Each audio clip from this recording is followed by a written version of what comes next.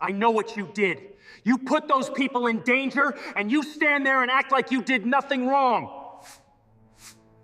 Courtroom 4B of Cook County Courthouse wasn't just quiet, it felt like the air had been sucked out of it. A strange kind of silence. Not because someone had given an order, but because everyone present instinctively felt that something was about to cross the line. The cold, hard wooden seats, the pale white fluorescent lights, the smell of floor cleaner mixed with old paper, all created an atmosphere that could crush a person with just a few well-timed words. On the witness stand, Officer Brock Miller stood like a rock. Tall, broad-shouldered, his jaw jutting out as if he had never retreated in his life. His uniform clung to his muscular frame, and his eyes held no sign of duty, only contempt. He slammed his fist down hard on the wooden surface. Bang! The sound was sharp and cold, like a warning shot. And then he roared, not at the lawyer, not at the judge, but at the woman sitting at the defendant's table. "Who do you think you can fool here?" The defendant, Sarah Jenkins, 52, sat upright. Her hands rested neatly in her lap, fingers lightly intertwined. She wore an old navy blue blazer, slightly worn at the elbows but neatly pressed, and a white shirt buttoned up to her neck. Her hair was neatly tied back. No jewelry, no tears, no trembling. There was only a stillness that was incomprehensible, and that enraged Miller more than any protest. He pointed his finger directly at her, as if condemning her before the jury could even think. "She's rude, aggressive, a danger to society," he yelled.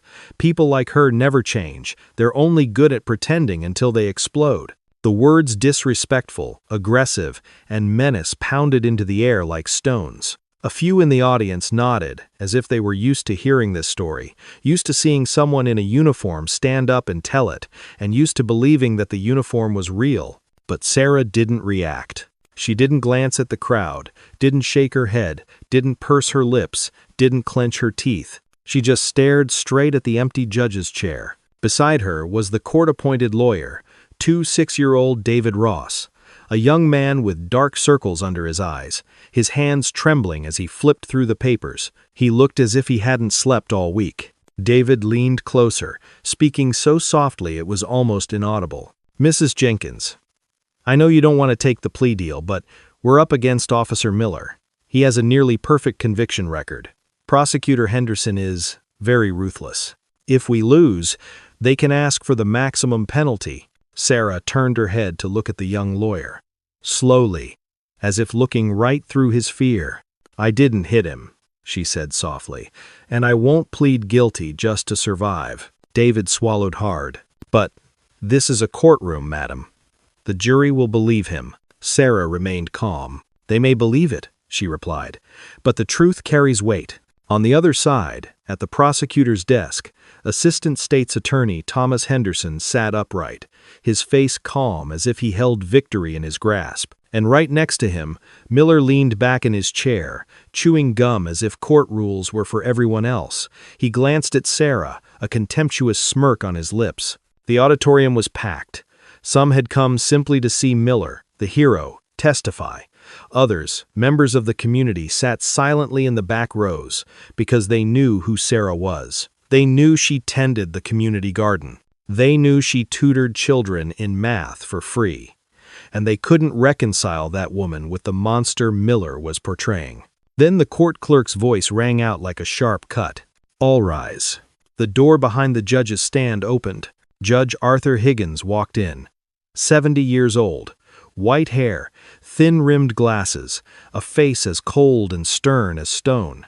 A notoriously tough judge whose mere gaze could make lawyers tremble. He sat down, adjusted his robe, and surveyed the courtroom with the gaze of someone who had seen too many lies to be impressed by the shouting. Docket 44902. "The People versus Sarah Jenkins," he said, his voice low and sharp. "Are we ready?" Henderson rose smoothly. "Ready, Your Honor." David stood up as if his knees were about to buckle. "Ready, Your Honor." Judge Higgins looked at Sarah one more time, just one more time, then nodded. "Proceed." And the moment the trial began, no one noticed that inside Sarah's old blazer, there was a small, carefully pinned item, a piece of metal and ribbon that she had kept for decades, unobserved. Not yet, but Judge Higgins will see. And when he sees it, Brock Miller's life will begin to fall apart. As soon as everyone had settled into their seats, Assistant State's Attorney Thomas Henderson walked into the middle of the courtroom with the gait of a seasoned victor. He wasn't hurried, not hasty. His voice wasn't harsh like Miller's. Henderson wielded a more dangerous weapon, the calmness of authority. "Ladies and gentlemen of the jury," he began, his hands clasped slightly behind his back. "This case began with a very simple event, a traffic stop." He paused, allowing the phrase, "it's very simple," to sink into everyone's minds. But, within minutes, Henderson continued, it turned into a dangerous situation because the defendant chose violence. In the courtroom, a few people shifted slightly. They had heard this opening line many times before. It was like a story they knew by heart. Police doing their job, citizens resisting, police forced to use force. Henderson doesn't speak of Sarah as a person. He speaks as if Sarah were a role model. He used words like rage, unprovoked, violent, and danger. Then he looked toward Sarah, just long enough for the audience to see. He was framed her before the evidence appeared. The defendant, Henderson said, assaulted an officer on duty. He attempted to seize a weapon.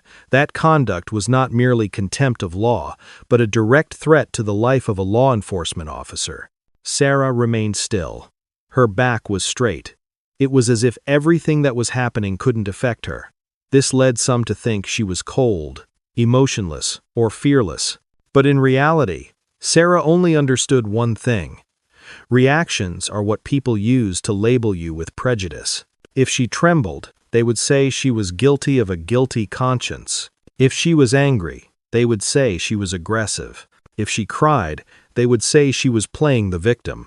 So, she chose the only way to deny them an excuse: silence. Henderson concludes the introduction with a statement that rings true. And today, you will hear the testimony of Officer Brock Miller, a man who has served this city for 10 years, a man who has confronted crime, a man who had reason to fear, and also a duty to respond. He didn't need to say trust him, because the entire structure of his speech implicitly requested it. Trust the uniform. Then Henderson turned back to the judge. People call Officer Brock Miller. Immediately, Brock Miller sprang to his feet as if it were his moment on stage. He adjusted his uniform, buttoned his shirt, and walked up to the witness stand with the gait of someone who believed the entire courtroom was his territory. He walked past Sarah and deliberately glanced down as if to remind her, "You're losing." Standing before the pulpit, Miller raised his hand to take the oath. There was no hesitation in his eyes, not a sign of conscience. Sarah watched his hand rest on the Bible and wondered if, in that brief moment, he felt anything. Or not. He sat down, leaning towards the microphone, like someone who knew their lines by heart. Henderson started with the right question.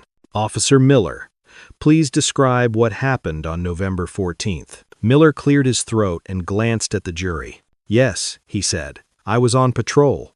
Around 2 p.m., I observed a sedan making a turn without signaling at the corner of 5th and Main. I signaled it to stop." Henderson nodded, rhythmically leading the story. "And then?" Miller leaned closer to the microphone, his voice suddenly lowering to create a sense of seriousness. The driver, the defendant, initially did not roll down her window. When she did, her demeanor was extremely hostile. "How hostile?" Henderson asked, as if taken aback. Miller immediately drew the image. "She yelled at me.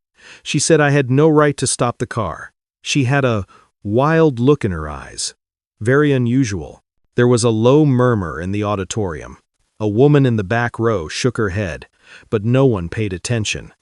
Most were captivated by the confident voice of a man in uniform. Miller continued, "I asked for her vehicle documents. She refused. I asked her to get out of the car for her safety." Henderson tilted his head. "Did she come out?" "No," Miller replied immediately. "She resisted. When I opened the door to help, she lunged at me. A gasp of "oh" escaped from a few people in the audience. Henderson opened his eyes wide and played the role perfectly. Did she throw herself at him? Miller nodded emphatically. Yes.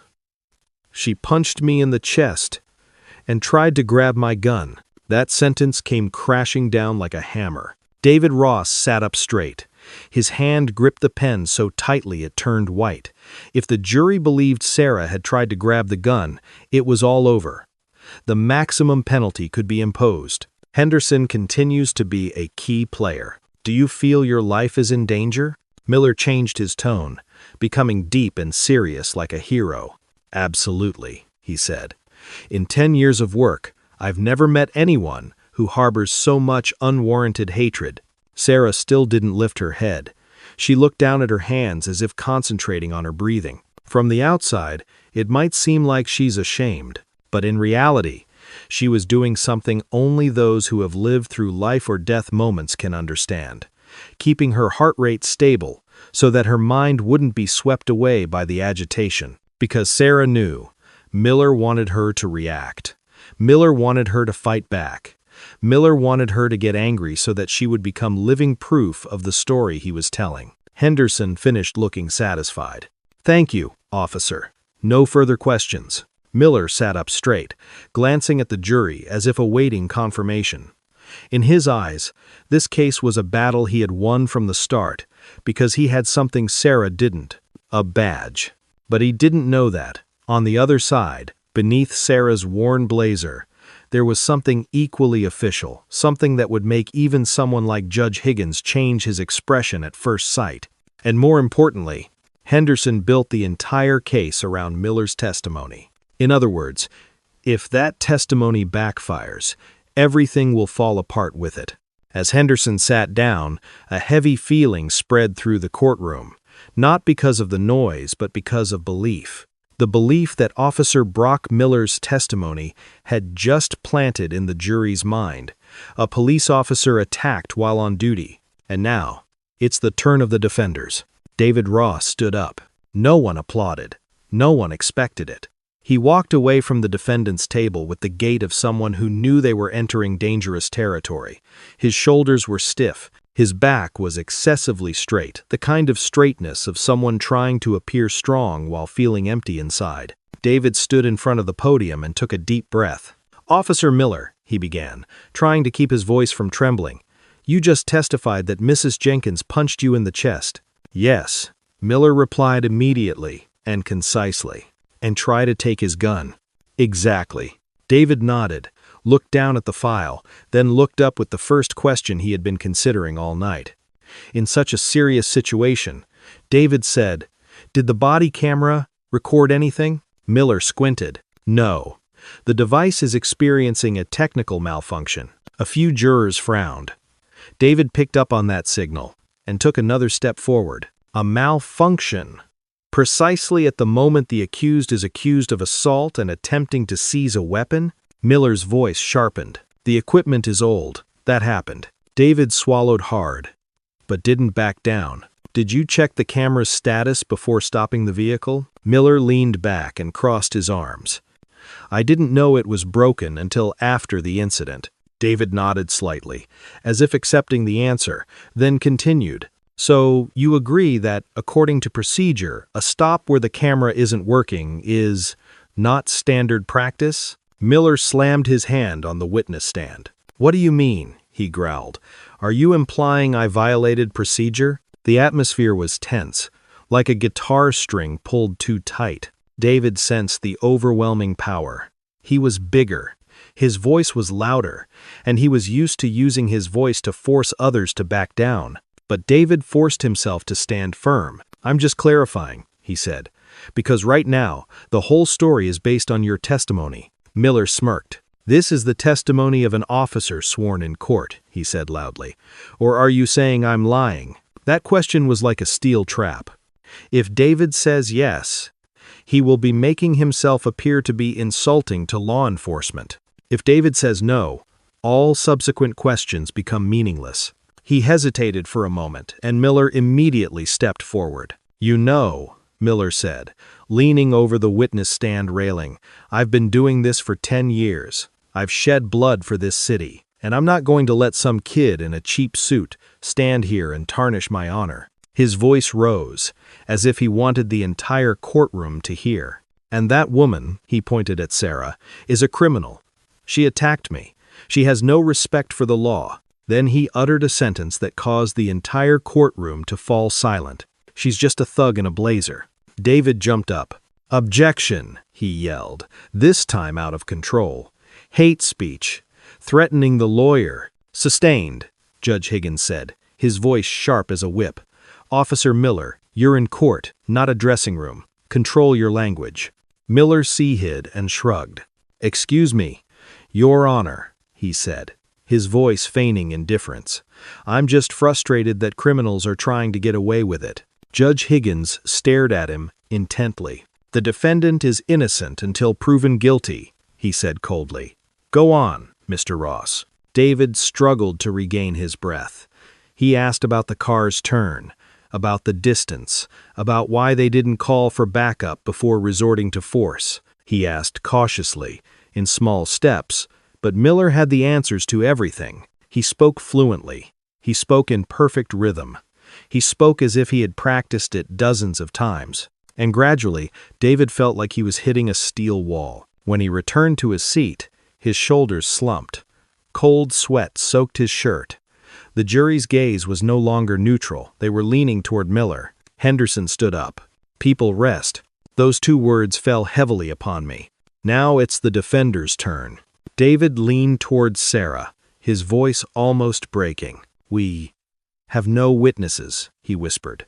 "No cameras, no video, just her testimony, contradicting his." Sarah kept looking straight ahead. "If she doesn't testify," David continued, "I'm afraid the jury will only hear one side." Sarah was silent for a moment. Then she said, "I will testify." David spun around. "Are you sure?" Sarah stood up, slowly but decisively. "I've been in more dangerous situations than this," she said, and I didn't shy away. When Sarah stepped up to the witness stand, the entire courtroom fell silent again. But this time, it wasn't the silence of fear. It is the silence of waiting. Because everyone understands, if Mrs. Jenkins falls, the case is over. But if she stands firm, the story that Officer Miller just told might start to crack. Sarah Jenkins placed her hand on the Bible and took an oath. Her voice was neither shaky nor slow, neither exaggerated nor dramatic, just clear enough for everyone in the courtroom to hear every word. As she sat down in the witness chair, which was much larger than her own body, she looked almost small, but not weak at all. David Ross stepped forward. This time, he didn't speak quickly. He wasn't in a hurry. He understood that if there was still a chance, it lay in the calmness of the woman sitting there. "Mrs. Jenkins," David said softly, "please tell the court what happened on November 14th. Sarah leaned slightly toward the microphone. "I'm driving to the pharmacy," she said, "to pick up medicine for my elderly neighbor." The space was silent. No one interrupted. "I used my turn signal," she continued. "Officer Miller turned on his lights and signaled me to stop. I rolled down my window. I asked why." David then asked, "And what did he say?" Sarah looked up, not at Miller, but straight at the jury. "He told me to shut up," she said, "and get out of the car." A few people in the courtroom stirred slightly. Judge Higgins looked up, his pen pausing in midair. "Did he ask for any paperwork beforehand?" David asked. "Or not? Did she refuse to get out of the car?" "I didn't have time to answer," Sarah replied. He opened the door. He grabbed my arm. David took a deep breath. "Did you hit him? Or not? Did you touch his gun? Or not?" Sarah paused for a moment, a very brief one. "I was on the ground," she continued, "with his knee on my back, before I could finish a sentence." The entire courtroom fell silent. No tears, no drama, just the truth laid down like a heavy burden. And then the explosion. "Nonsense." Officer Brock Miller jumped up from the prosecutor's desk, his face flushed. "She's lying, Your Honor," he yelled. "She's playing the victim." "Order." Judge Higgins slammed his gavel. "Officer Miller, sit down." But Miller didn't listen. He pointed at Sarah, his voice full of contempt. "Look at her, sitting there pretending to be calm. She thinks she's smarter than everyone else in this room." David spun around. "Objection. The witness is being threatened. Officer Miller." Judge Higgins snarled, his voice icy. "Sit down immediately, or I will detain you for contempt of court." Miller froze for a moment, then slumped into his chair, gasping for breath like an animal snatched from its prey. But he didn't stop there. He leaned forward, speaking loudly enough for everyone in the courtroom to hear. "She thinks she's superior," he said. "People like her are always like that. They don't respect the law. They're clueless." The words fell not as a confession, but as an exposure. Sarah slowly turned her head to look at Miller. Her eyes held no anger. It's cold, clear, sharp. She opened her mouth, and her voice suddenly changed, no longer soft, but resonant and firm. "Honor," Sarah said slowly. "You just mentioned honor." Miller smirked. "Yes," he said disdainfully. "Honor. Something you don't have." He leaned back in his chair, crossing his arms. "What have you done for this country besides benefiting from it?" A sharp gasp came from the back seat. David froze. Henderson turned to look at Miller, his eyes filled with panic. "Don't say another word." Judge Higgins was stunned. Sarah stood up in the witness stand, not abruptly, not angrily, but it was enough for everyone in the courtroom to feel that the wheel of fate had turned. She raised her hand to the lapel of her blazer. Her fingers were remarkably steady. She unbuttoned her shirt, and in that moment, under the white lights of the courtroom, a metallic glint flashed. Judge Higgins saw it in front of everyone. He froze. The pen slipped from his hand, clacking against the table, a small but resounding sound that made everyone turn their heads. No one understands why, not yet, but Judge Higgins understood, because he knew very well. What was pinned to that woman's chest wasn't jewelry, and from that moment on, Officer Brock Miller was no longer in control of this room. Sarah Jenkins stood still in the witness stand. The blazer was slightly open. Beneath the simple white shirt was a dark blue ribbon, from which hung a gold medal that gleamed under the fluorescent lights of the courtroom. It wasn't flashy or ostentatious. It shone in the way of metal that had been through fire. The entire courtroom fell into a state of confusion, not understanding what was happening, except for one person, Judge Arthur Higgins. He leaned forward, his eyes behind his thin-rimmed glasses widening unusually. His usually cold and stern face suddenly turned pale, as if old memories had been violently snatched from their deepest recesses. He jumped to his feet. "Mrs. Jenkins." His voice faltered. "Is that—" He paused, as if unsure whether he was allowed to speak. "Distinguished Service Cross?" A murmur spread through the courtroom. Most of the jurors had never heard of that name, but they saw the judge's reaction and understood that this was no small matter. Sarah nodded, very slightly. "Yes, Your Honor," she said. "I was awarded it in 1991. Operation Desert Storm." The sound in the courtroom seemed to be sucked out completely. David Ross stood motionless. He looked at the medal, then at Sarah, as if he were seeing his client for the first time. Henderson swallowed hard, his throat tightening. All the calculations in his head were crumbling. Only Miller reacted with the worst instinct. "It's fake," he blurted out. "Stolen valor. She bought that at a second-hand shop." The sentence had barely finished. "Silent." Judge Higgins roared. The shout wasn't any louder than Miller's earlier, but it carried 10 times the weight. It carried the authority of the law and the personal rage of a man who had once worn a military uniform. He pointed directly at Miller. "You will not, I repeat, you will not insult a decorated military officer in my courtroom. One more word, and I will have you imprisoned immediately." Miller opened his mouth, then fell silent. For the first time since entering the courtroom, he lost his composure. Judge Higgins turned to look at Sarah. His gaze had completely changed, no longer that of a judge looking at a defendant, but that of a soldier looking at another soldier. "Mrs. Jenkins," he said slowly, "please tell the court your rank upon leaving the military." "Major," Sarah replied. "He's retired." A very faint "oh" escaped from the back seat. Judge Higgins nodded, as if all the final pieces had finally fallen into place. "Major Jenkins," he repeated, his voice lowering. "Can you tell the court why you received that medal?" Sarah gently placed 2 fingers on the medal. "No flattery, no showing off. It's just touching a memory. My unit was ambushed near the Iraqi border," she said. "The commander was hit by gunfire. 3 others were wounded in direct fire. The entire courtroom held its breath. We were under crossfire from heavy machine guns," she continued. "No one could get close to them, so I left." Judge Higgins frowned. "Did she go into the firing zone?" "Yes," Sarah said. 6 times. The sound of the air conditioner was annoyingly loud because no one was breathing heavily. "I pulled 4 people to safety," she continued, her voice even as if she were reading a report. "I gave them first aid while returning fire. I was hit by shrapnel in my leg and shoulder." She leaned slightly to the side. "Those are 2 Purple Hearts." One juror unconsciously placed their hand on their chest. Sarah turned her head to look at Miller for the first time directly. "I faced the Iraqi Republican Guard," she said.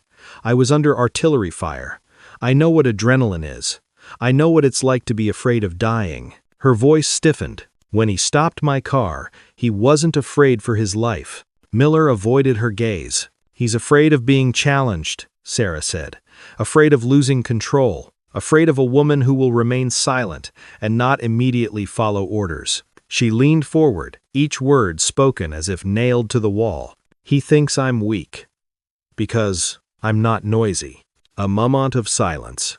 "You've forgotten one thing, officer," Sarah continued. Miller swallowed hard. "What?" he asked, almost in a whisper. Sarah looked straight at him. "The loudest person in the room is usually the weakest." Judge Higgins slowly sat down. Henderson bowed his head, his hands trembling. The jury looked at Miller no longer at a hero, but at someone whose mask had just been stripped away. But there's still one problem.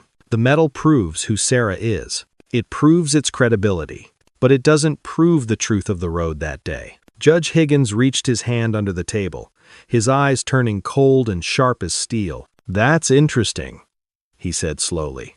"Because he has one more thing, something that doesn't care about medals or badges.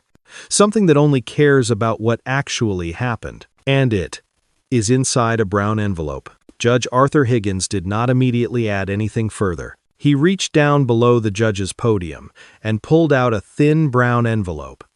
The gesture was slow but decisive, like someone who had made the decision long before speaking. "Just before the trial began this morning," he said, his voice low and even, "my secretary received an email." Henderson suddenly looked up. Miller squinted. Judge Higgins continued, his gaze never leaving Miller. "A citizen accidentally filmed a TikTok video. The main content was a street artist. But in the background of the frame," he paused, "was a police car stop. The atmosphere in the courtroom was icy cold." Miller swallowed. "Officer Miller," Higgins said, "do you wish to amend your testimony?" Miller sprang halfway up. "Your Honor, those social media videos—" "We haven't asked for permission," Higgins interrupted. "Bailiff, connect the projector and close the courtroom doors. No one is to leave until this segment is shown." A click was heard as the door was locked. The large screens on the walls lit up. A pale blue light reflected off the tense faces of the people on display. David Ross gripped the armrests tightly, his heart pounded as if it would jump out of his chest. Sarah sat still, her back straight, her gaze calm, as if she had known this moment would come. "Play the video," Judge Higgins said. The screen displayed a slightly shaky image rotating vertically. A crowded street corner, a juggler performing. Street music mingled with the sounds of traffic. Then, the camera accidentally panned to the right. A patrol car. A sedan. Officer Brock Miller stood next to the car door. Someone in the audience took a deep breath. The sound in the video is clear, slightly distorted, but distinct. "Get out of the car." That's Miller's voice. The car door opened slowly. Sarah stepped out, both hands raised high. Clearly, not trembling, not in a hurry. She turned around and placed her hand on the roof of the car, a gesture so perfectly executed that it was impossible to misinterpret. A murmur spread through the air. "Look at her hands," someone whispered. David could barely breathe. The video continues. Miller walked up behind Sarah. No papers, no body search, no warning. He grabbed her hair, and then he slammed her face hard against the roof of the car. "Oh my God," a woman in the audience burst into tears. David jumped to his feet, covering his mouth with his hand. Sarah looked up at the screen. Her face was expressionless. It was the look of someone who had survived far worse memories. The video shook violently as the person filming panicked. Sarah was knocked down onto the pavement. Miller knelt on her back. "Stop resisting! Stop resisting!" he yelled in the video, but she didn't move. And then, Miller reached for his waistband, pull out a small, dark object. He looked to the left, looked to the right. Then he dropped the object right next to Sarah's hand. "Stop the image," Judge Higgins shouted. The screen froze. That moment, Miller's hand open, the knife having just slipped from his fingers, was vividly clear. It's no longer just words. It's no longer just an opinion. It's no longer just a feeling. Only the truth remains. Judge Higgins slowly removed his glasses.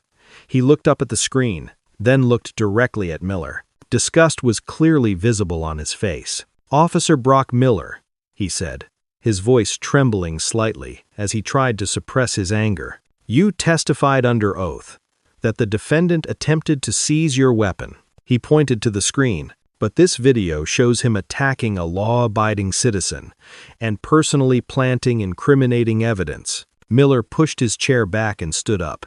"It's a fake," he shouted. "Deep fake. No one can believe it.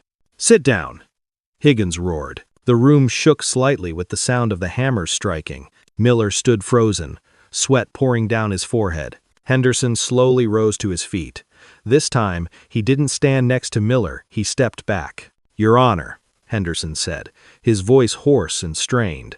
"With this evidence, the prosecution is withdrawing all charges against Sarah Jenkins, permanently." "Accepted," Higgins replied immediately, without thinking. Henderson took a deep breath. "And the prosecution is requesting that Officer Brock Miller be arrested at the courthouse for questioning regarding perjury, assault, and falsification of evidence." Miller turned sharply to Henderson. "Tom, we play golf together." Henderson looked him straight in the eye coldly. "You lied to me," he said. "You made me an accomplice." Judge Higgins Quay sang bailiff. "Arrest them." The clicking sound of handcuffs echoed through the courtroom, a dry, unforgiving metallic sound. Brock Miller struggled, screamed, his face contorted, but no one was on his side anymore. Sarah Jenkins rose slowly. She buttoned her blazer, tucking the metal inside as if the moment had never happened. She looked at Miller, neither angry nor gloating, just a very slight nod. Judge Higgins slammed his gavel down on the table. "Case dismissed." That sound brought the courtroom to a close, but this was just the beginning of Brock Miller's complete downfall, and of a story that stretched far beyond this courtroom. The sound of handcuffs clicking shut around Brock Miller's wrists echoed dryly. The shouting stopped. The contemptuous glances ceased. Only the bewilderment of someone who had lost all power in a matter of seconds remained. "Carl, wait," Miller stammered, realizing the man handcuffing him was the bailiff who used to work in the same area. "We know each other. Please, go back," bailiff said curtly. Without emotion, Miller was turned around. His head was bowed. His large frame suddenly seemed out of place, like a uniform without a person inside. Judge Higgins stood tall, his face as cold as sculpted stone. "Officer Brock Miller," he declared, "is being held in custody for perjury, assault, falsification of evidence, and contempt of court. I will also be requesting that the prosecutor's office initiate criminal proceedings immediately." Miller let out a dry laugh, a broken laugh. "It's just a video from the internet," he muttered. "A stupid clip." "No," Judge Higgins interrupted. "That's the truth." The entire courtroom rose as Miller was let out. Those who had once looked at him as a hero now avoided his gaze. No one applauded. No one booed. This silence was the first verdict. Sarah Jenkins stood still. She buttoned her blazer, tucking the metal inside as if she didn't want the room to touch it again. As Miller walked past, he tried to look up to meet her gaze. Sarah didn't turn away. She looked straight ahead calmly. No victory, no revenge. It's simply the end of a threat. Outside the courtroom, the hallway erupted. Reporters swarmed in from nowhere. Microphones pointed at Sarah. "Miss Jenkins, do you have any comments? Are you a former military officer? Do you think the system has betrayed you?" Sarah paused. She looked at the eager faces, searching for a sensational statement. "I just want to say one thing," she said slowly. "The truth doesn't need to be shouted to be heard." Then she walked away. Just hours later, the video from the courtroom went viral on social media. It wasn't just the handcuffs. It wasn't just the metal. It's the entire sequence of events. They started digging. Brock Miller's personal page reveals old posts, sarcastic jokes, status updates boasting about his iron fist, and images with captions about cleaning up the streets. Then came the comments. "He stopped my car too. He did the same thing to my brother. That knife. I've seen it in someone else's file." Initially, there were only a few people, then dozens, then hundreds. The prosecutor's office was in a panic. Police chiefs held emergency meetings. Old complaints, long shelved and forgotten, were brought to light. 6 arrests, 12, and then more. Each file opened reveals a crack, and each crack reveals the same pattern. Malfunctioning cameras, identical reports, and the incriminating evidence appearing at the right time. 2 days after the trial, David Ross drove his old Honda to Sarah's house. He held a thick envelope, his hands trembling not from fear but from disbelief. "Sarah," David said, almost laughing through his tears, "the city, they want to settle." Sarah put the garden shears down. "Arrange what?" "It's a civil lawsuit," David replied. "They don't want a civil jury to see the video. They don't want the metal mentioned in public." Sarah opened the envelope. A check. A sum that could change someone's life instantly. $4 million. David whispered. She won. Sarah stared at the number for a long time. Then she looked up. "And Miller?" David took a deep breath. "Because of that video," he said, "they're forced to reopen every arrest he's ever been involved in. There's no turning back now." Sarah nodded very slightly. She didn't smile, because she understood that true justice doesn't end in a trial. It has only just begun, and this time, it's not just for her. The vacant lot at the corner of 33rd Street and King Drive has been abandoned for nearly 20 years. A veritable ruin. Rusty wrecked cars, broken bottles, and discarded needles mixed in with knee-high weeds. People in the neighborhood always walked past with their heads down and quickened their pace, not out of fear of the darkness, but out of oblivion. The city had long forgotten this place. Sarah Jenkins stood in front of the old iron fence, the cold wind whipping against her face. She wasn't standing there as an investor. She was standing there as a site assessor. David Ross stood beside him, hands in his pockets, his voice still trembling with shock at what had happened over the past 2 days. "Are you sure?" David asked. "You can leave Chicago. You can live peacefully anywhere." Sarah didn't come back. "Peace of mind doesn't come from running away," she said. "It comes from building something strong enough so that others no longer fear it." 2 weeks after the settlement check was transferred, the trucks appeared. It's not a city vehicle. The private contractor's vehicle's the best in the state. The excavator roared. The first bite ripped through the cold, hard ground, as if someone were reopening an old wound to clean it out completely. People began to gather to watch. No one understood what was happening, only that this time someone genuinely cared. Sarah wasn't standing far away. She wore a safety helmet, steel-toed boots, and thick gloves.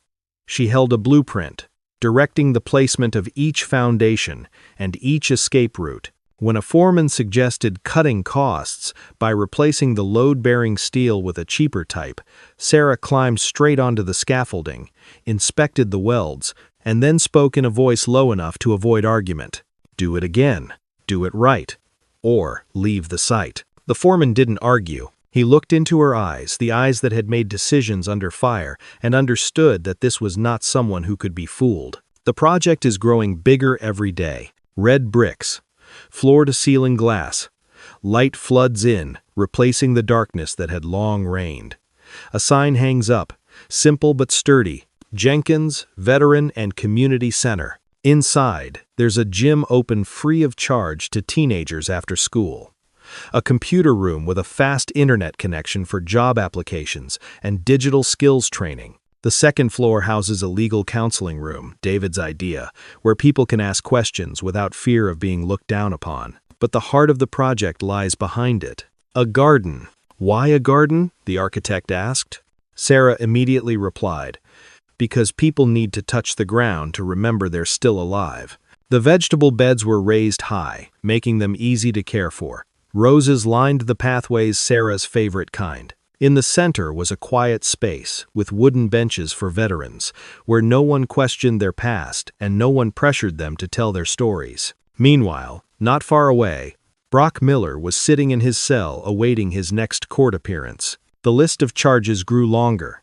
Cash went missing in the seizes. Reports were repetitive, word for word. New witnesses emerged. One case led to another, like dominoes finally being touched. One afternoon, due to an administrative error, Miller was taken to the general reception area of the prison for exactly 1 hour. Just 1 hour. The steel door slammed shut. The room fell silent. Eyes turned toward him, not with curiosity, but with recognition. A large man stood up. Miller recognized him immediately. He had once broken this man's arm during a random search. "Hello, officer," the man said slowly. "Long time no see." Miller stepped back, banging on the glass door. "Open the door! I don't belong here!" No one came. He wasn't killed, but when the last guard realized his mistake and dragged him out, Miller had lost 2 front teeth. His nose was broken. His eyes were vacant. He was placed in solitary confinement not as punishment, but because he refused to go outside. Meanwhile, on the old plot of land, the garden began to sprout. Children run along the new path. The elderly rest in the sun. Greetings replace evasive glances. A place that was once a wound has now become a source of support. David Ross walked through the construction site, shaking hands with everyone. He was no longer the trembling young lawyer in the courtroom. He was learning to build justice through action, not just words. Sarah stood at the edge of the garden, watching the tender green sprouts emerge from the soil. She knew that when you transform pain into something useful for others, it no longer has the power to hurt you. But she also knew something else, something the war had taught her long ago. When you build a fortress, there will be those who want to destroy it. And somewhere, in a cold prison cell, Brock Miller was nurturing his final rage. The Jenkins Veteran and Community Center's opening day arrived sooner than expected. The aroma of grilled meat permeated the once gloomy street. A high school band played upbeat tunes that made strangers smile. Children ran around on the newly paved walkway, their laughter echoing where once there had only been the sound of breaking bottles and whistling wind. Sarah Jenkins stood on the second-floor balcony, observing everything. She didn't stand there as a victor. She stood there as a guardian. For the past week, her military instincts had never been at rest. A black sedan parked 2 blocks from the center, changing locations daily, but always appearing at strange times. A man walking his dog passed by 3 times a day, stopping precisely where the security camera was, and then walking away. Small details, but enough to alarm her. Sarah did not call the local police. Trust, once broken, takes time to heal. Instead, she made 2 phone calls. One for David Ross, one for the federal government. In Cook County Jail, Brock Miller sat huddled on a metal bench, his hands trembling with unquenchable rage. The list of charges piled up. Every appeal had been rejected. He was powerless, but his hatred was not dead. During a legal visit, a man sat down opposite him. Detective Shaw Graves, former teammate. A man of few words, cold and aloof. The kind of person who never shouts, but when he acts, he goes all the way. "I can't take it anymore," Miller whispered. his voice cracking. "That woman is living comfortably on my money. And I'm rotting away here." Graves tilted his head, his eyes vacant. "Accidents happen every day," he said slowly. "Old electrical wires, wood storage, people working late." Miller looked up sharply. "Make it hurt," he said. "Burn it to ashes." Graves didn't answer. He just nodded very slightly, the nod of someone who had made up their mind. On Tuesday night, the wind was strong and biting cold, perfect weather for a fire to spread rapidly. The community center was almost empty. The staff had all gone home. Only the lights in the second-floor office were on. Sarah was there. She was reviewing grant applications, her pen underlining the items that needed correction. She heard the wind, but also another rhythm, one that didn't belong in the quiet night. At the back door, the lock clicked slightly. A figure slipped inside, dressed in dark clothing and wearing a mask. 2 gasoline cans were slung over his shoulder. In his pocket was a small, compact timer. Shaw Graves moved quickly and precisely, like a predator familiar with the terrain after days of observation. He went down the basement stairs where the load-bearing beams converged. Just setting it on fire there would cause the entire building to collapse into itself. He unscrewed the cap from the gasoline can. "Don't do that." The voice emanated from the darkness, calm, almost terrifying. Graves spun around, his hand reaching for the gun concealed in his belt. The lights turned on. White light streamed down into the basement. Graves stood frozen in place. Around him, 6 men formed a semicircle. No uniforms, no badges, but they stood straight, arms crossed, their eyes cold and focused, men who had been in worse places than this. Veteran. In the middle of them was Sarah Jenkins, holding a cup of tea as if this were just a prearranged meeting. "He's Shaw Graves," she said, "Brock Miller's former partner." Graves smirked, trying to regain the upper hand. "Do you think these crippled old men can scare me?" Sarah shook her head very slightly. "No," she said. "I think you've just walked into an outpost." Graves drew his gun. But before the gun barrel could be raised, a heavy boom sound. From above, a training sandbag suspended by a pulley hurled itself down, striking Graves directly in the chest. He was thrown back, his back slamming against the concrete wall. His gun slid across the floor. From the skylight, a head poked out. Leo, the blue-haired guy who used to make TikTok videos, smiled nervously. "Physics students," he said. "They'll be finished at the right time." The veterans charged forward. No punching, no kicking, just joint locks, body pins, and tight restraints with plastic cable ties, quick, neat, and precise. Graves yelled, "You're kidnapping a police officer." Sarah stepped forward and bent down to his eye level. "No," she said. "We are arresting a citizen for arson." She pulled out her phone. "David," she said calmly, "you can come in now." From the staircase, hurried footsteps echoed, not those of neighbors, but of people who had been waiting. Because Sarah Jenkins is building more than just a community center. She protected its perimeter. And Brock Miller's revenge plot, which he thought would wipe everything clean, has just sealed his own fate. The footsteps echoed down into the basement even. Heavy, unhurried. It wasn't the sound of chaotic running. Rather, it was the rhythmic footsteps of people who knew exactly why they were there. David Ross appeared first, his face tense but his eyes steady. He was followed by 2 FBI agents, their dark coats gleaming insignia under the harsh lights. No one shouted, no one needed to project authority, only authorized. "Detective Shaw Graves," the lead agent said, his voice cold and clear. "You are under arrest for conspiracy to commit arson, attempted murder, and organized crime." Graves opened his mouth to protest, but the words died in his throat as the handcuffs tightened around his wrists. He turned his head, searching for Sarah. You set a trap for me," he said hoarsely. Sarah stood upright, her hands placed lightly in front of her stomach. No smile. No victory. "I defend the perimeter," she replied, "a basic skill you've forgotten." The FBI agent held up a sealed bag. "We listened to every call from the prison," he said. "The order came from Brock Miller. You were just the one carrying it out." Graves turned pale. He looked around. The veterans stood silently.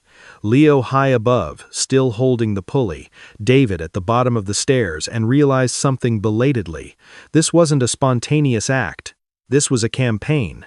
As Graves was being led away, Sarah turned to David. "What about the building?" David asked softly. "Safe," Sarah said. "Always." The next morning, the news broke. It's not just former police officer arrested for arson at community center.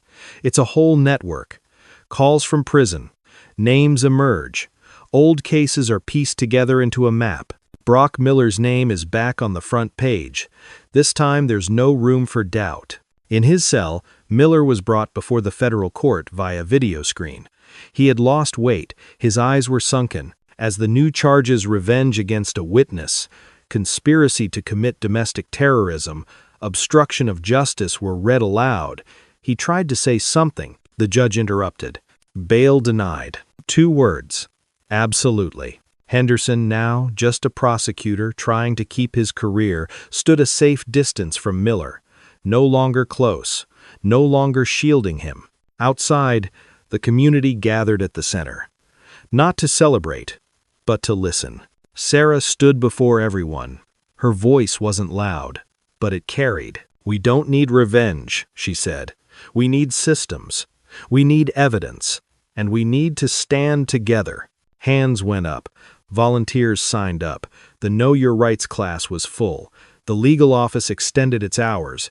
Meanwhile, federal agents expanded their investigation. Previously locked files were reopened. Money transfers were scrutinized. Eerie-sounding reports piled up an undeniable pattern. And once the pattern is revealed, there's no room for sophistry. A week later, the final news came like a hammer blow. Brock Miller was indicted federally with the maximum penalty life imprisonment. In the garden behind the center, Sarah knelt down and pulled out a deeply rooted weed. She didn't look at her phone. She didn't look at the camera. She looked at the ground. Because she understood.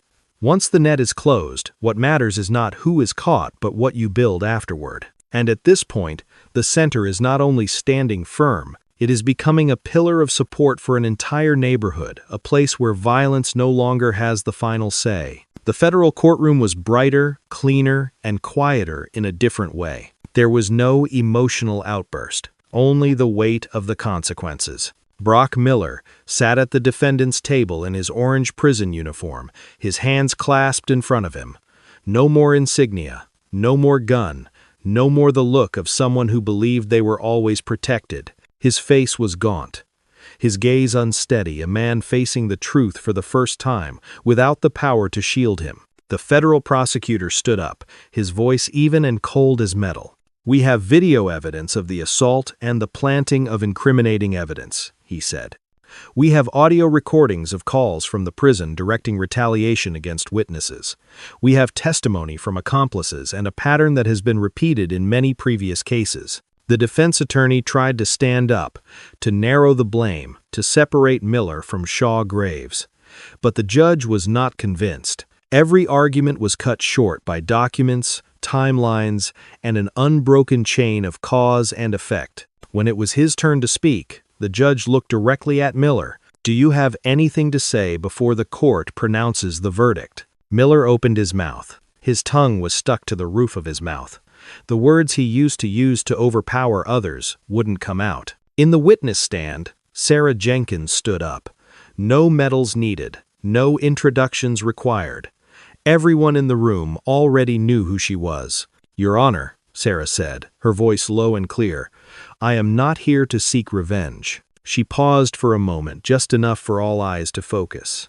"I stand here to speak about safety," she continued, "about accountability, and about the people who have been hurt but have never been heard." She looked at Miller neither with anger nor with schadenfreude. "I survived the war," Sarah said. "But nobody should need war experience to survive a car crash." The room was eerily silent. The judge nodded, put down his pen, and read the verdict in an unwavering voice. Brock Miller, for charges of violating civil rights, perjury, assault, fabricating evidence, conspiracy to retaliate against a witness, and obstruction of justice. The court sentenced him to life imprisonment. Miller slumped into his chair. His breath hitched. All paths seemed closed. The defendant will be transferred to the Federal Bureau of Prisons, the judge continued, to be detained in a maximum security facility. There's no need to name the prison. Everyone understands what that means. As Miller was led away, he turned his head one last time, searching for a gaze to cling to. Sarah stood still. Her gaze was unwavering. It's not because she won, but because everything has returned to its rightful place. Outside the courtroom, cameras were pointed at Sarah. "Do you see yourself as a hero?" someone asked. Sarah answered briefly. "Heroes don't need to be loud," she said. "Heroes are steadfast." Then she turned her back on the crowd and returned to where she belonged. Returned to the city center. Returned to the garden, where justice is not a moment but a process that is nurtured every day. And there, amidst the cobblestone paths and growing flower beds, a chapter closes. But the legacy has only just begun. A year after the federal trial, Chicago entered an early spring. It's not the boisterous spring of festivals or slogans. Rather, it's a spring of quiet but enduring change. At the corner of 33rd Street and King Drive, Jenkins Veteran and Community Center has become a familiar heartbeat of the neighborhood.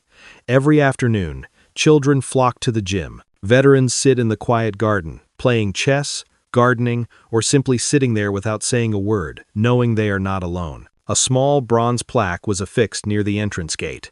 It listed no medals. It didn't mention the settlement amount. It simply read, "Honoring those who fight in silence."